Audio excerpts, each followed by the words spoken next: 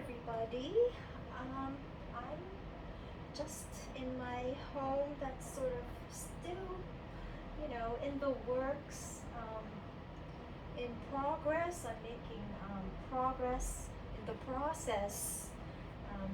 We are in the process of decorating my home, but I just wanted to say hi because it's Haute Couture Week starting today in Paris for Fall Winter 22, and right this moment, which is maybe 2:30ish Paris time, almost 3 p.m.,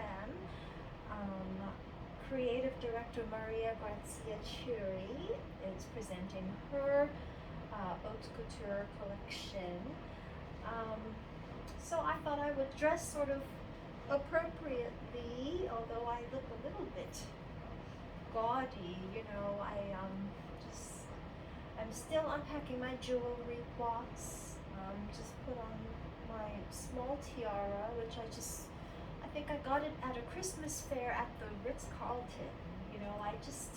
I'm very lucky. I get the nicest things, and I meet the designers who make the products, and I get them at very, very good value.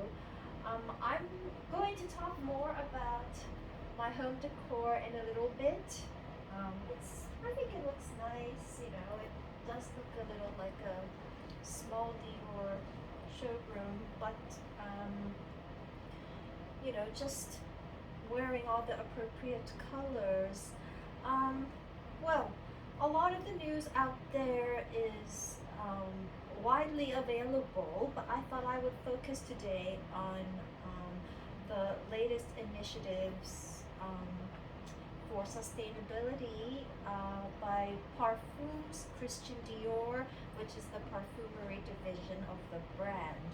And for their sustainability goals, which I think is worth talking about these days, in the wake of the Roe v. Wade overturning and all of the Supreme Court rulings recently about gun laws, and also about the EPA, the overturning of the EPA right to define how to switch into renewable fuels.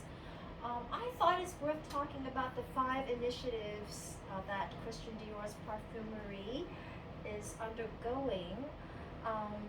And it's really easy to think about.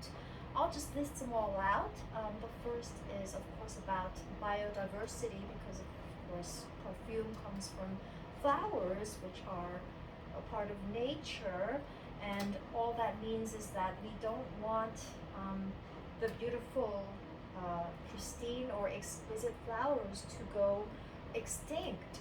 And so that's working on availability of resources to keep the gardens, and of course just biodiversity overall. Second of all, of course, is the people. That involves the diversity, equity, and inclusion initiatives. Everything that's always in conversation these days, from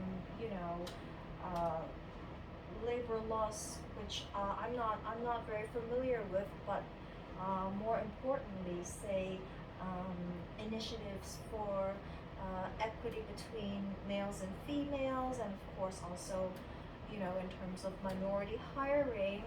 And of course this is very important, the second point about the people, because of course with the overturning of Roe v. Wade, at least in America, people also think about how to treat women who may be working in states where abortion might not be widely available. So that's the DEI, diversity, equity, inclusion part, which is the second part.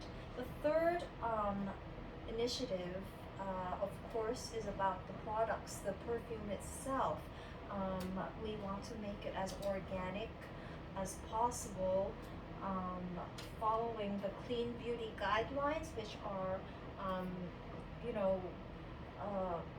widely talked about and of great concern, just to make sure products are made of the most organic, um, you know, chemical free, sort of forever chemical free type of products.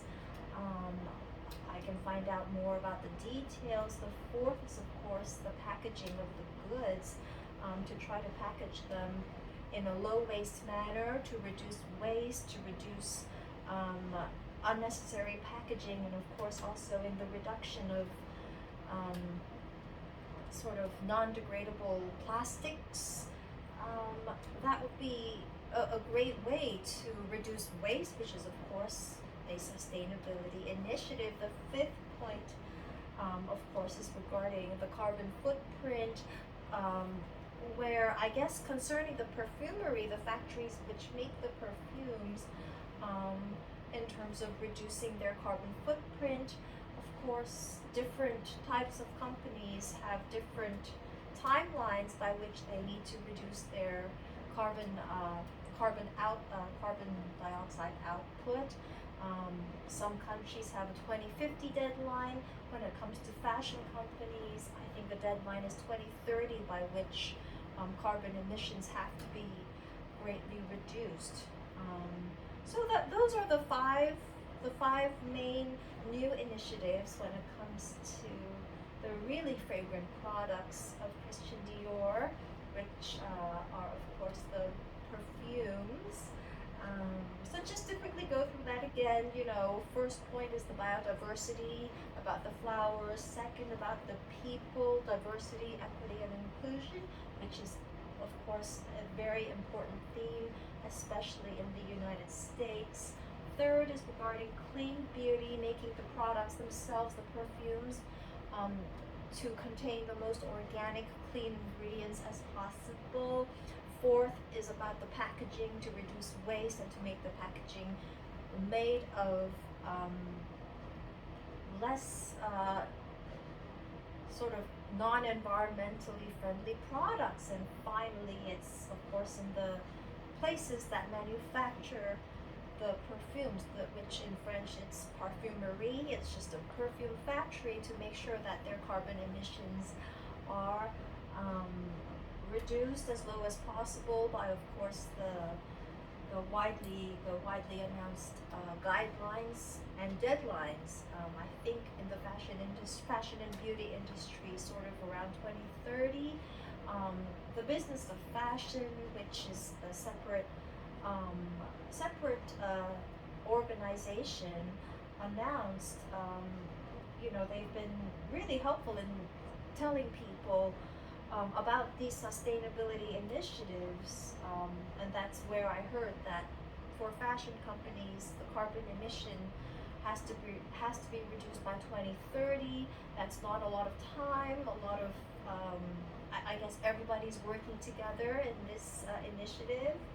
So I guess that's the latest announcement, which is of course directly related to what's going on right now, because the brand is hosting an haute couture show in Paris as I speak.